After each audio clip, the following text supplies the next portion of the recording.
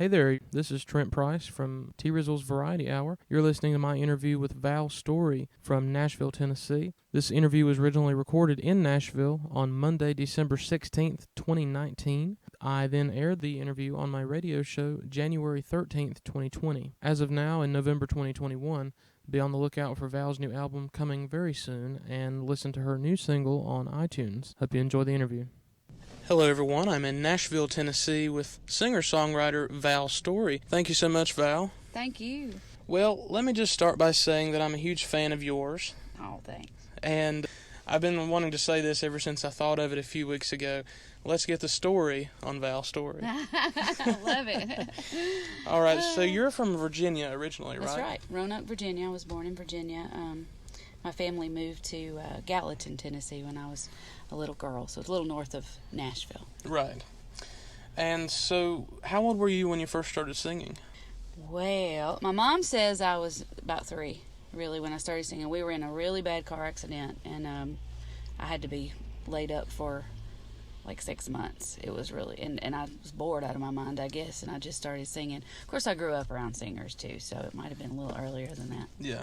Your dad had a studio, right? He did. He had a recording studio in Gallatin called Upstairs Recording for a long time, Yeah. It was fun. So you kind of started your career in jazz, is that right? I did. Well, a little bit of everything. I was real fortunate. The school I went to had really good music programs and had a great teacher. Had a lot of great teachers, but Mr. Perry, Mark Perry, and James Storey were 2 of my teachers, and I feel like I got one of the best educations I ever could from them about singing and how to breathe, all the things, little things you need to know. They were great with that. And but I was in a jazz band when I was 13. Yeah. Which was really fun, called Pulse, and we came to Nashville and did a lot of shows in Nashville then. And I was also, though, in a gospel group about the same time called Pure Faith, and we traveled around with that too. So started in a little bit of everything. I just loved, and I still love all kinds of just great music. Right. Yeah. Did you put out any records when you were with those groups? We didn't put out any records. We played a lot of live music. We did do some recording, but back then, gosh, I'm showing my age now. we went in the studio. Of course, it was convenient having, Dad having a studio, and we made a cassette, and I still have that, which is really great. I'm so glad I have something that, I can go back and listen to that. But we would take those cassettes and drop them off at different clubs in Nashville and say, hey, we'd like to come play here, and we were very fortunate to get to do that. It was a lot of fun. Yeah, that sounds like a lot of fun. And you said you were 13 when you were with that group? 13, and I guess I did that all the way through high school. Yeah. And can you tell me about Opryland? Oh, you don't want to know about Opryland. Get me in trouble. You know about Opryland. You know about all that? I don't know if I do or not. Oh, you don't know about it? Well, okay. I hate telling this story, but it's the truth.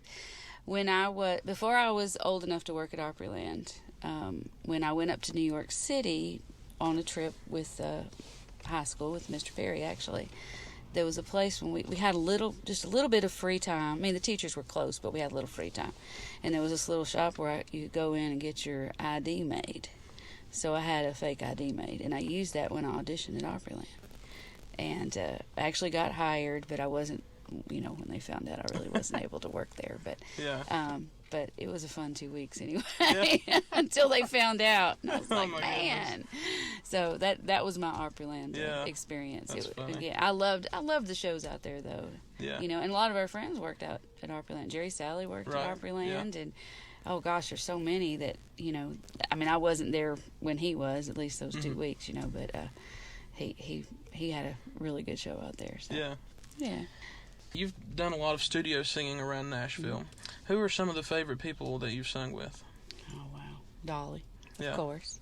Dolly, I've worked with Steve Wariner in the past. I worked with Dwight Yoakam in the past. Someone I got to work with that I'm really, really proud of, Sonia Isaacs. I got to work on her country record, actually, that she, Vince Gill was one of the producers on that, and that was really, really wonderful. I'm trying to think. See, this is where there's so many, and then I don't want to forget, but I do. Right. Judith Edelman. I don't know if you've ever heard of her. She's I don't even know what you call our music, kind of eclectic, and that was really neat to work on. It was different. Bill Vorndick actually produced that album, and oh my goodness, let's see, who else have I? Gene Watson, man, Yeah. that was fun. I love Gene Watson, that voice, and let's see, the list goes on and on. I'll have to think about that more. Yeah. But there's so many. I don't want to leave it. I don't want to leave anybody out. Oh yeah, I understand. Everyone I've gotten to work with, it's been such a blessing to get to do it. I mean, I've worked with Alicia Nugent, with Carl, with Larry Cordell, with Jerry Sally. I don't want to forget anybody because those people mean so much to me. So if I forgot you, I'm so sorry. Do you have any advice for others who might be wanting to sing professionally? Yeah, I think especially being my age. I grew up, of course, wanting to sing, but I grew up really, really shy. And so this might be for somebody who's interested in really any kind of art or something they love. Just believe in it. Believe in the gift that God gave you. And if you're really good, don't be afraid of being really good. It's, that's okay. Yeah. Because sometimes you're like, I don't want to, especially it's according to personalities, For me, and Carl always got on to me about this. He'd say, I know you can do this. I know you can sing this song. You can hit those notes. And I'm like, I know I can too, but inside I feel like if I do, I'm showing off. And, don't worry about that kind of stuff. Just hone your craft, practice. Yeah. Practice is huge. It never stops. Practicing is something that you should always do. Another great thing that actually I learned from Linda Ronstadt, who's of course one of my all-time favorite singers. Mm-hmm.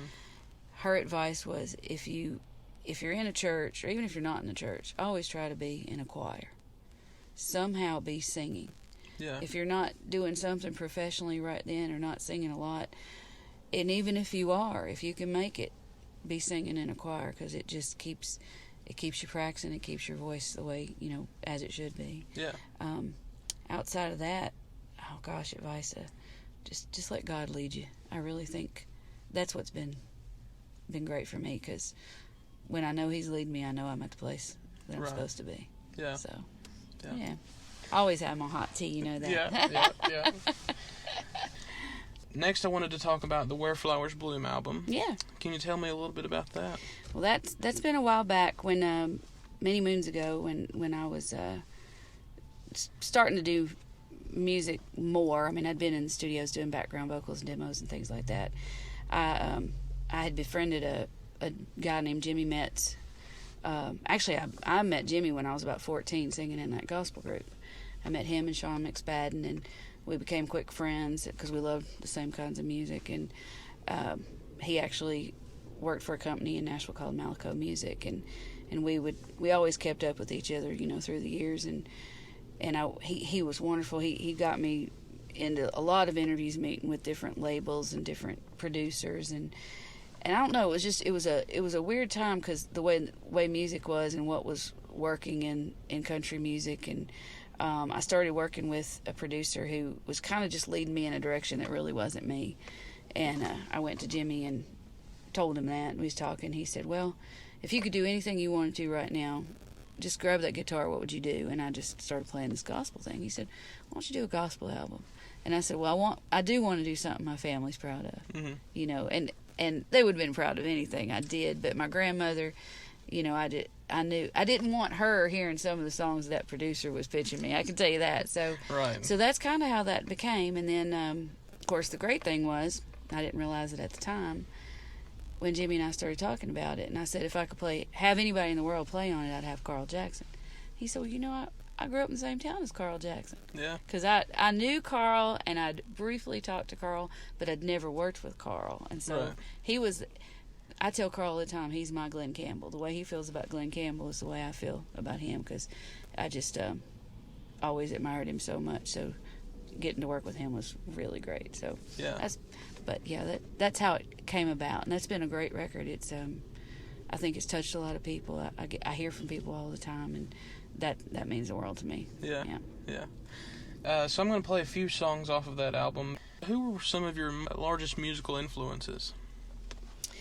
Well, let's see. There's a lot, but it's funny because people ask me that a lot, and mostly I had a lot of male influences. Merle Haggard, of course.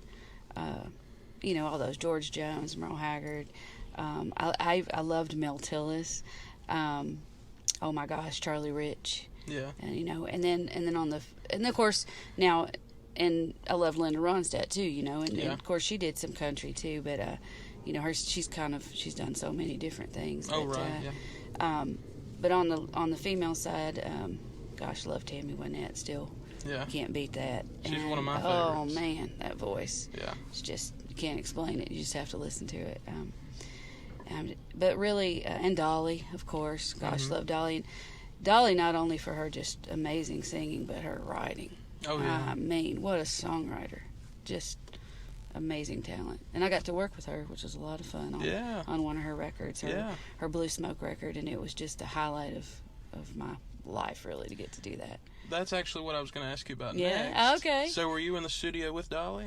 Well, actually, when I went in, Dolly was in California, and which actually was good because I was a nervous wreck going in, and I'd never met her. Right. I really wanted to meet her. Yeah. But at the same time, I really was an absolute nervous wreck. So her not being there was actually probably good for me in a way. Yeah. However, when I was there, she did call to say hello. Because she actually likes to be in the studio if someone has never worked with her, to say hi. But she said, she's in California doing some work. And she said, when I get back, we'll figure out a time to meet. And so I guess it was not too long, a couple weeks after the record, I got to meet her over at her offices here in Nashville. And that was a treat, getting to sit, because we actually got to sit down and talk. And I actually have that conversation recorded, so it's a lot. Really cool. It was fun. It was a lot of fun. So she's precious. She's a wonderful person. I'm gonna actually play "Banks of the Ohio" is the song you sang. Yeah. With her, right? Yeah. I did that one, and there's actually also on that record, I'm on. It's Carl and I on "Banks of Ohio," and then "Lay Your Hands on Me," which is a gospel song on her record. Yeah. That John Bon Jovi had a big rock. It was a big rock song called "Lay Your Hands on Me." Yeah. And she told me she rewrote the lyrics into this gospel thing, and it's phenomenal. And then she called him and said, "Do you mind if I rewrite the lyrics?" And she said she was really glad he said yes, because she already had. Right. So I guess if you're Dolly, you could do that. Yeah. I imagine it would be hard to say no to Dolly. I bet it would. Yeah. And you're actually working quite a bit with Carl nowadays. Oh, man. We've been working a lot over the last 6-7 years. Yeah. It's been, oh, my gosh. I was trying to figure out, actually, 7 years. How many Mondays are there in a year? I guess we do about 50, definitely. Yeah. So what's that, about 350 dates right there? Well, I'm not very good at math, but I imagine me either. That's a lot. It's quite a few. Yeah. It's more than I ever dreamed I'd get to do, that's for sure. Yeah. But, boy, there's a whole story behind meeting Carl and hearing him the first time, too. But a really true and fun story. But it really is an honor to get to work with him. And Larry Cordell. Yeah. Yeah, he is a true hero of mine. Yeah. Speaking of Larry Cordell, I interviewed him a couple of weeks ago, or maybe a couple of months ago now, but he told me you were the one that was instrumental in getting the New Monday group together. Yeah, well, it kind of happened for me. I didn't go in asking about it. I hadn't been. It was actually New Year's, and 7 years ago. Again, not good at math. I'm not good with dates either, as you can tell. About 7 years ago, I actually was going to go dancing. And I hadn't been dancing in ages. And this person I was going out with said, "You know what? Let's go to the Station Inn." I hadn't been to the Station Inn in a long time. And so we came in. It was New Year's Eve, and Miss Ann Sawyers was sitting at the door, and she said hi, and she was happy to see me. And then she said, "We're glad you're singing again. We're putting you on the calendar on January 22nd." And I looked at her like, "Do you really know who I am? Have you got me confused with somebody else?" And then Trent Story, who was running the sound that night, came over, and he could see we were talking. He said, "Oh yeah, I told him you were singing to put you on the calendar." And I said, I don't even have a band." And he said, "You better get one." So I started with Carl, and then he told me who to call, and it just kind of fell together. So a lot of people say this is your thing, your band, but it really is. It's a team project. It really is. It just kind of happened like that. It wasn't something I was seeking. I really think I had really been in prayer, and I think God just really opened that door. And I told him, you open the door, and I'll go. And I really think that's how that happened. Yeah. And over these 6 or 7 years, New Monday's made quite a name for itself. It has. Yeah, here and in other countries, and it's really something, yeah. Just when I've been here, I've heard of people traveling from the UK, Australia, Germany, Ireland to hear you guys here at the Station Inn. Yeah. So the highlight of my trip to the Station Inn is when I hear a group of people come in that have never been here. Mm-hmm. And as soon as they hear you start singing, they're like, wow, she's amazing. You can hear the whispers. So nice. And then when there's a group of friends and maybe one of them's been here, they're like, wait till you hear Val Storey. Oh, that's great. Wow. It's really fun to see. Yeah. Wow, I love that. Well, but you're just phenomenal. Well, thank you. Thank you so much. I've heard rumors of a New Monday album coming soon. We're hoping, and I do think that is going to happen next year. I can say 99.9%. Yes. Yeah. That's pretty close, I think.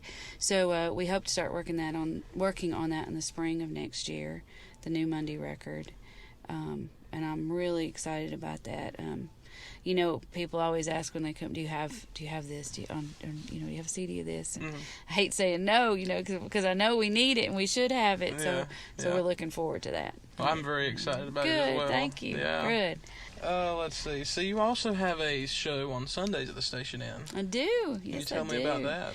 Oh man, that's so fun. We well, I told you I grew up singing in a gospel group, right. And of course my faith's really important to me.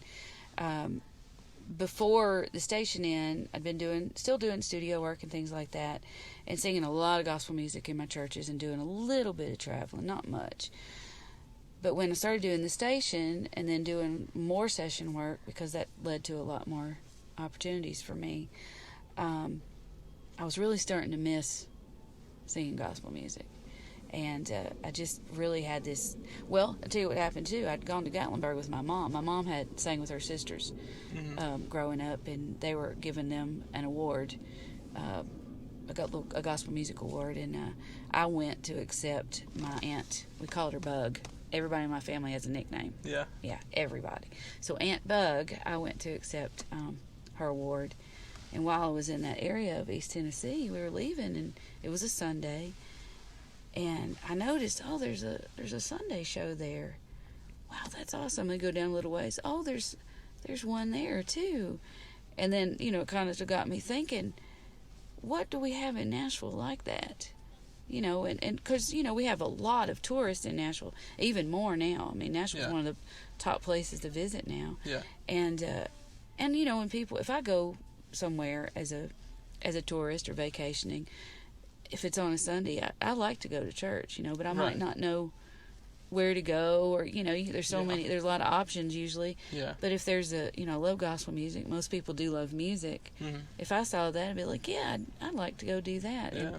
And so, fortunately, it was about a year and a half ago. It took me I started looking for different venues to do it in, and then it dawned on me, why don't you ask JT at the Station Inn?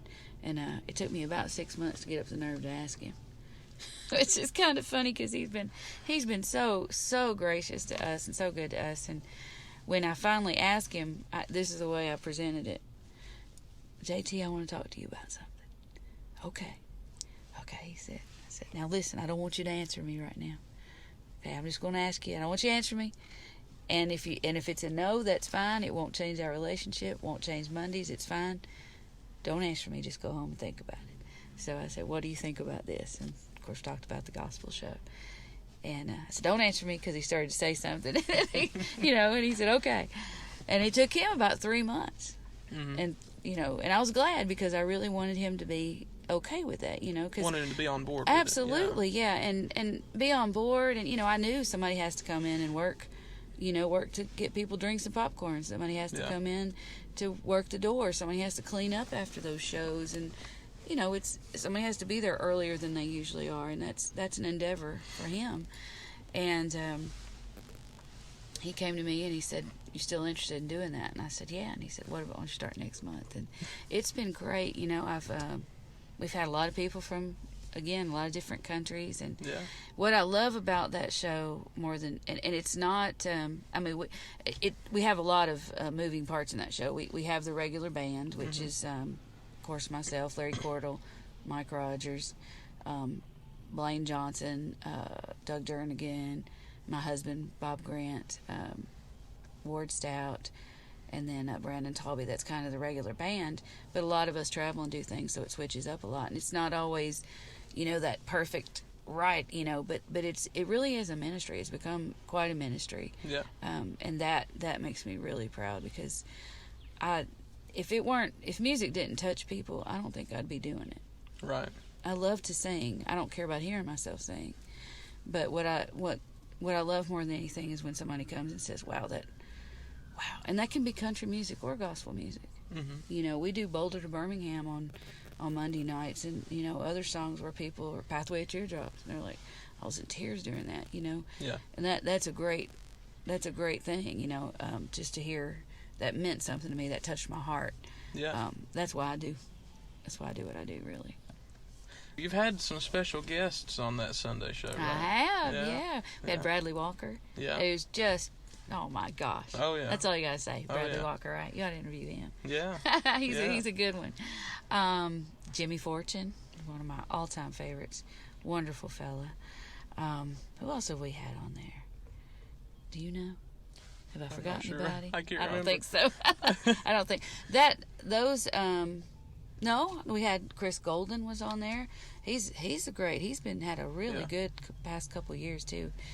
He's got a lot of awards these past couple years in that gospel music. He's a good guy too. So. Yeah. And then there's always, when we have somebody filling in, they're a special guest. So different players.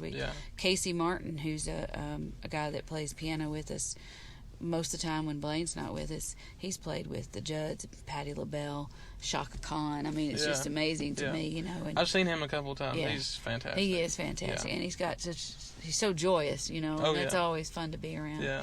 And of course, Mike and Brandon play for Craig Morgan, which is phenomenal songs and talent.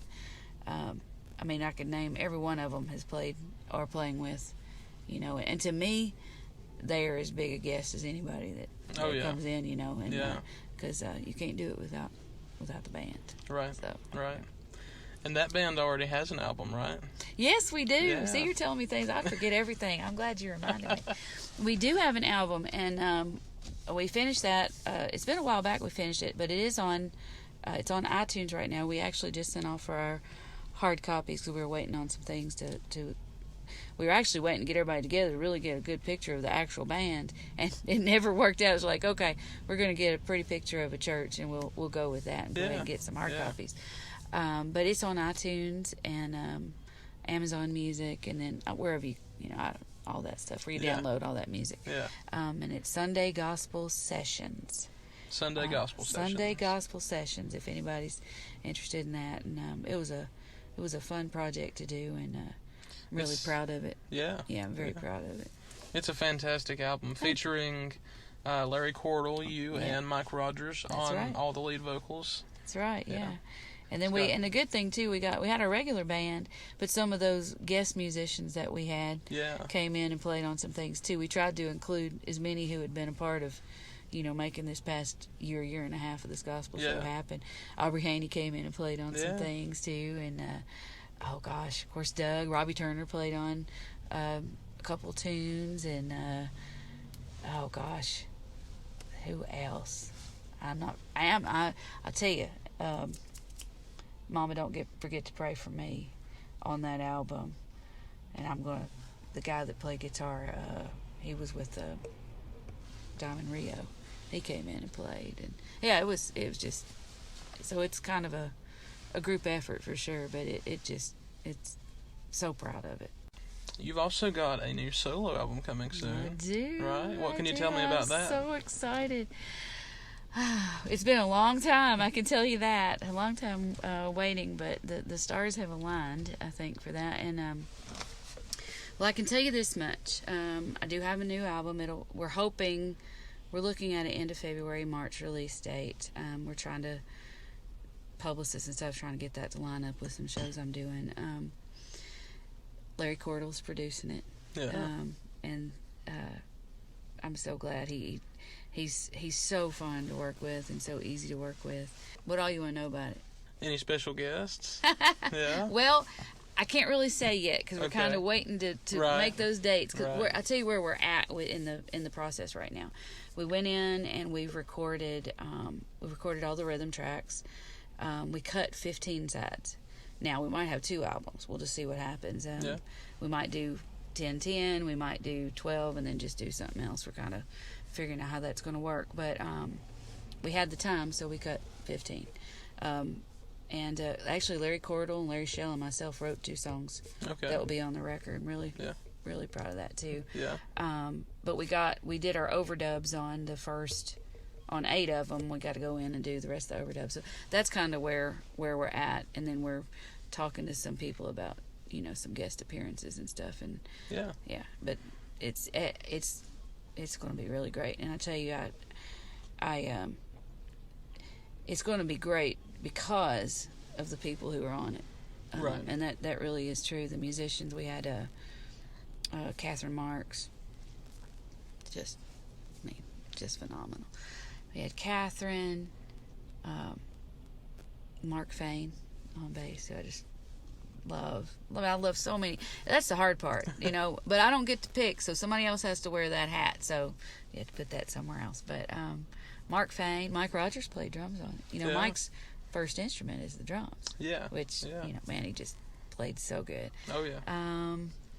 And we had Paul Franklin come in. Oh, wow, yeah. Yeah, so good. Yeah. Aubrey Haney on some, of course, fiddle and some mandolin. Man, he's a great mandolin player, too. Yeah. I love his mandolin playing, too. And James Mitchell. I don't know if you know James, but he is a great guitar player. Most recently played with Alison Krauss, but he's just phenomenal. Yeah. Those guys are what really brings it together. And then, of course, the engineers and it ain't just one person, And it's funny because when albums come out, you got the artist and that's the person, the picture on the front. But it took a lot of people to make that thing happen. Yeah. But I'm so proud of what I've heard so far. Yeah. Any special songs you want us to know about?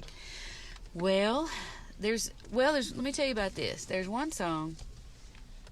I really think all the songs are just great. We really, and we're trying. That's another thing that takes time. We're trying to take each song and really treat it as an individual. Not have the same background singers on everyone. If we need this person, we'll try to get it. If that person fits this one, we'll try to do that. So that'll take a little longer because that's so. That's why February, March. But when we were in the studio, I was actually in the studio recording on a Jerry Salley album, and Cord just happened to be out there, and because he had done some parts before I came in to do some things, and Chris Latham, who's our engineer, and we were at his studio, he said, and what a compliment, but he says, Val, you're a songbird. There's just no other. I don't know how else to, and I, of course, it just means the world to me to hear that from him because he's worked with so many people and so anyway, Cord goes, that should be the name of your album, Songbird, Cord. And I said, well, yeah, that would be great, but we don't have a song called Songbird, but I guess it could still, Yeah. Anyway, followed the next day, he calls me, Val, I got a song. I couldn't. It just came right out of me. I had to record it in my phone when I was driving because I was so afraid I'd forget it. So he wrote this song called Songbird by himself, and it is so good. It is so good, and and there's so many great songs on it, but that was just kind of something that came out of it that was really, really special. You know? So knowing Cord, as soon as you said that you didn't have a song, I could just hear him saying, "Well, let's write one." Yeah, that's exactly, and he did. He did, boy. I wish he'd kind of let me get in on that, but he did. He did. Cord, his faith's real important to him too, and he believes a lot like we believe similarly. How do you ever say that? And he said God just gave it to him, and I believe he did. Yeah, it's a great song. Yeah. So. Well, I can't wait to hear it. Yeah, thanks. Yeah. So I wanted to talk to you about a couple of songs you've written and released as singles. Okay. Could you tell me about A Reason to Love? Reason to Love is, it's more of a pop type song, I guess. Yeah. I guess what you call that. Yeah. Again, that's been one of the hardest things for me as an artist is figuring, because people kind of want to put you in you kind of need a box to say this is what kind of music you do and or what you like, and I like great music. It doesn't, there's not necessarily a style. I just like great music. Right. And I had that idea many moons ago, and I worked with a piano player. His name's Sean Cushion, and he was a phenomenal piano player. And it's funny because I don't play piano, and there's so many chords available that I don't know about.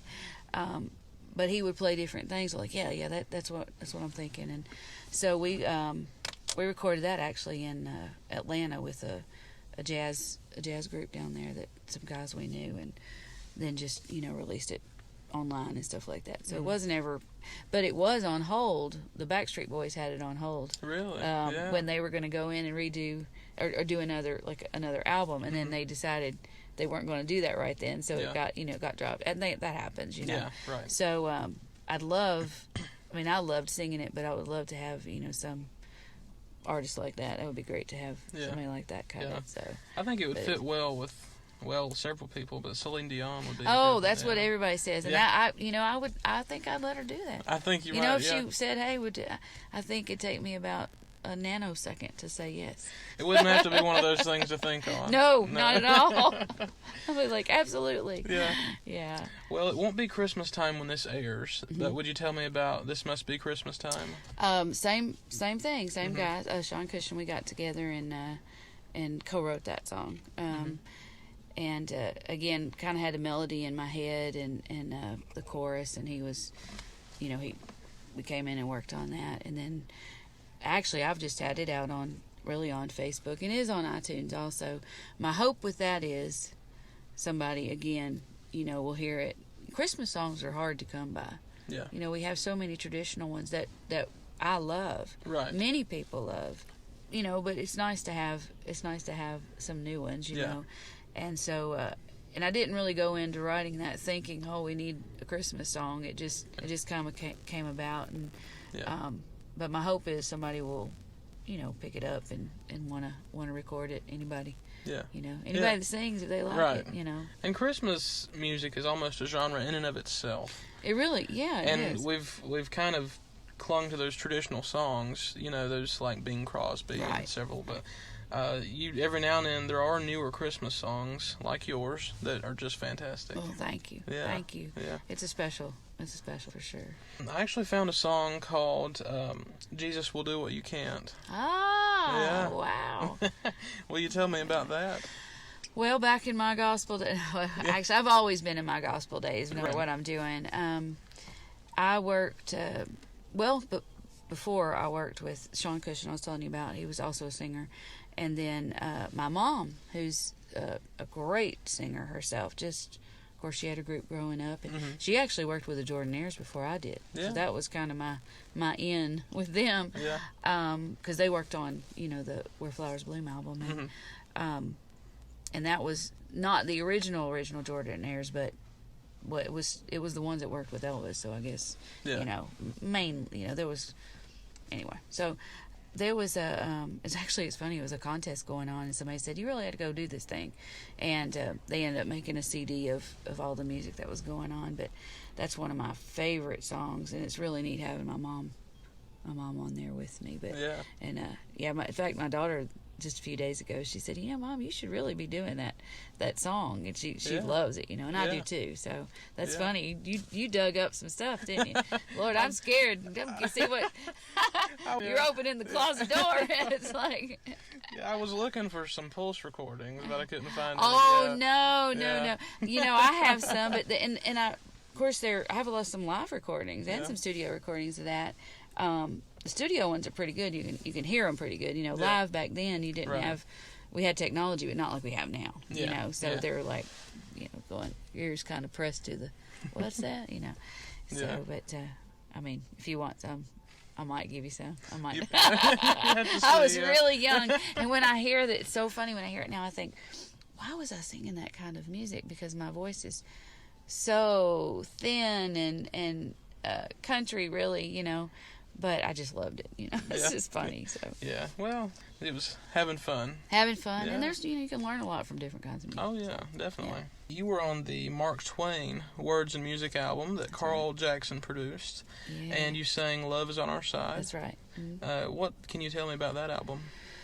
Well, when Carl was doing that, it's funny how that album came about, just in general. And I don't want to tell the story because I don't. I would want to make sure I told it correctly, but I can tell you this: the lady who wanted to do this, she worked for the Mark Twain Museum down in Missouri. Brilliant lady, and Cindy, and she had met Carl at a bluegrass festival when they were just young kids. Carl was with Jim and Jesse, so he was probably 14-ish, and they wrote letters back and forth when they were just kids. And then later, way down the road, she was working for the Mark Twain Museum and had this idea to do this type record, of course, called Carl. And just funny how things, you know, you never know when you meet somebody what that's going to mean. Right. Way down the road. Right. So, of course, I had known Carl and been working with him, and he had this particular, she had picked out this particular song for that part of the record and that part of Twain's life, or Samuel Clemens, I guess we should say. And Carl wanted it, you know, more of that Ronstadt type feel, kind of big, and boy, I loved doing that. It was a lot of fun, and of course, so many great artists on that record, you know. Yeah. So just, you know, it's not what you know, it's who you know. Yeah. Right. I've got to do a lot of things because of Carl and because of Larry Cordell. I really have, and I don't take that lightly. I'm very blessed, and I hope they know. If y'all are listening, I hope you know how much I appreciate it. Yeah. I actually bought the Mark Twain album. It was at a show that Rhonda Vincent was doing when it first came out. Yeah. And I was a little bit younger. Yeah. But that was before I ever met you. Yeah. You know, but I just remember, you know, hearing that song, and it's just fantastic. Thank you very much. Yeah.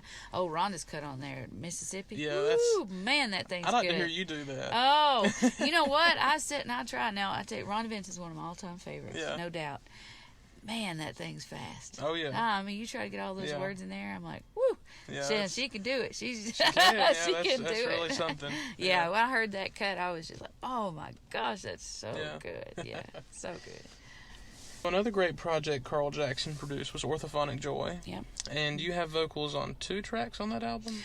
Actually, no, just one. Just I have one. just one on that. When we, it was actually, we went in and, I was with Carl and we were talking about doing some different songs, and I've always told Carl, because he's always been so kind to include me in things, but I've always told him, you know, do what's best for the record, you know, because, you know, you get into those things, you got different artists, you got labels that, you know, they have to have permission. There's just different things you have to go through to get those things done, and of course, he mentioned this gospel song, and I had worked with Danny Flowers, and I'd worked with Delnora Reed, you know, in the past, and of course the trio sound of Girls has always been a sound that I just loved, and I think a lot of that had to do growing up hearing my mama's records with her sisters. You know, they had a trio, right? So that sound, the Linda Ronstadt, Dolly Emmy sound, just always it's just been one of my favorites. And you don't hear, I mean, except for the trio, so you don't hear a lot of that anymore, right? And so when we were talking about it, you said, what, maybe we should, why don't we get, you know, call this person, what we do, you know? Yeah. And so that just came to be, and then he said, we need a name for this group of girls, you know, and he came up with the Shotgun Rubies name, which is really a great name. Yeah, it's a great name. It is. So that was a lot of fun to be a part of, because I love working with those girls. Yeah, great singers there too. Yeah, there ought to be some show dates with that. You know, we talked about that, and we tried just getting everybody together. You know, Danny, of course, you know, she's, gosh, what a great singer she is, and you know, she was working, you know, in some of her own stuff, and Delnora kind of the same. We just never could kind of make it, happen. But I always thought that would be a great idea too. Yeah. Believe me. Yeah. So I can see the concert poster design. Yeah. It would be really good. We did a couple shows as the Shotgun Rubies, but it's hard when, everybody's got their individual thing. But we loved working together. It wasn't anything, because a lot of people, I don't want people to think girls can't work together, because they can. They can. So it's a different sound. Yeah. And to me, it's one of those, and again, I think a lot of it comes back to, hearing my mom and her sisters when I was a little girl. And I really learned to sing from what they were doing, Yeah. And so it just touches me in a way that, all music does, but that, just something about it. So. But yeah, I'm gonna play. I think it's called "I Am Resolved." Yeah. Yeah. Yep. From the Shotgun Rubies. Yeah, that's right. Can you tell me about the Hank Williams movie soundtrack you were a part of? Oh yeah. Okay. So, Not What You Know, Who You Know again. I had worked with. Well, I'll tell you. Let me kind of backtrack a little bit here. Benji Gaither, who's Bill Gaither's son, he does a lot of different movie things, and he had come up with this idea to do this movie about Hank Williams. And because I'd worked with him in the past, he called and said, would you want to be a part of this? I'm like, absolutely, I'd want to be a part. And it was really neat because it is me, but they wanted it really countryed up. So it's like me if on Loretta Lynn. But it was fun, and it was really, it's something to watch a movie, and then, there's this little portion in there where this guy's walking into this little store, and then, I hear me in the background. I'm like, it's really, and I'm not bragging, it's just really cool, and I think, wow, I got to do that. What a blessing. So that was really a lot of fun. So. And that song's called On Down the Road. On Down the Road. And it was written by Gloria Gaither. Okay. Actually, Gloria wrote that one. So that was cool to do one of hers, because she's one of my favorite songwriters too. Fantastic. Yeah. They've written everything. Oh, and all good. Oh yeah. It really is amazing. Yeah.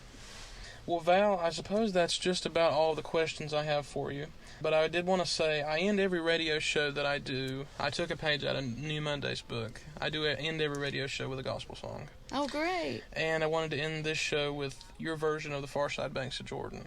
I would love that. Can you tell me a little bit about what that song means to you? I can. That song, it means a lot to me for several reasons.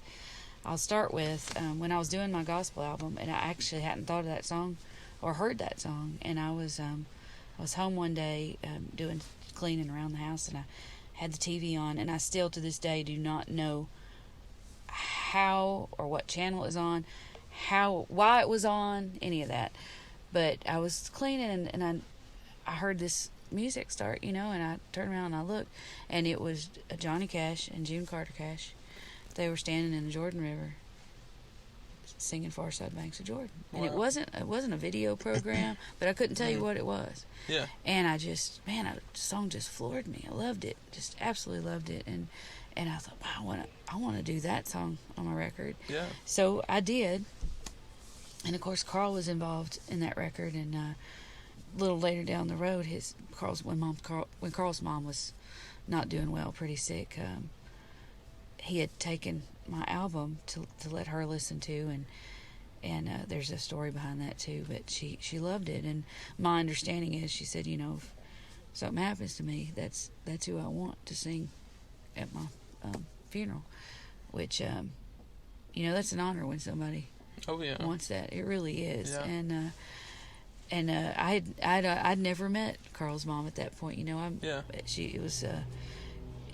But when she did pass, Carl called and asked if I would come down and do that, and I said, absolutely, I'd be honored. And that created a bond with Carl and I that was different than just music. Yeah. Carl, his mom and dad were just wonderful. You can tell by the kind of person he is. Oh yeah. Wonderful people. Yeah. So then, not only that, when my dad got the record, my dad he's passed away, but my dad was a big, strong, burly man who didn't really show emotion. And my mom said when he listened to the record, that song, she saw him and his tears were rolling down his face. And so when I lost my dad, it meant a whole new thing to me, So, Yeah. it's got a lot of hope in that song. I mean, it's a sad song because we don't want to lose people, Right. but there is a hope, and we'll see them again, Right. And I believe that. Mm-hmm. But yeah, so that's a little bit. I'm not gonna cry. See my eyes tearing up. Yeah, it's very special. So thank you for doing that. It means a lot to me. Oh yeah, definitely. One of the things a long time ago when I was singing, I made God a promise that anywhere I sang, I would always make sure I would, they did a gospel song because I always wanted to honor Him. Yeah. Yeah. Well, I appreciate you so much talking with me. Thank you. I hope I did okay. Oh, you did fantastic. You did fantastic. But that'll be our last song for today. Okay. To keep up with Val Storey, you can like Val Storey on Facebook and buy her music on iTunes. That's right. And Amazon Music, etc. That's right. And you come to the station every Monday at 9 p.m. and every Sunday at 4 p.m. That's right. In Nashville, Tennessee. That's right. And we're actually having, let me say this too, we're getting there's a new website being built. It's ValStoreySings.com. ValStoreySings.com. Yeah. And Val Storey was taken. Yeah. Can you believe that? Who would have thunk? And that's ValStorey. Yep. Yep. That's right. So thanks so much, Val. Thank you. I appreciate it. Yeah. Appreciate it. Now we got to go sing some country music. Yes, we do. I'm ready.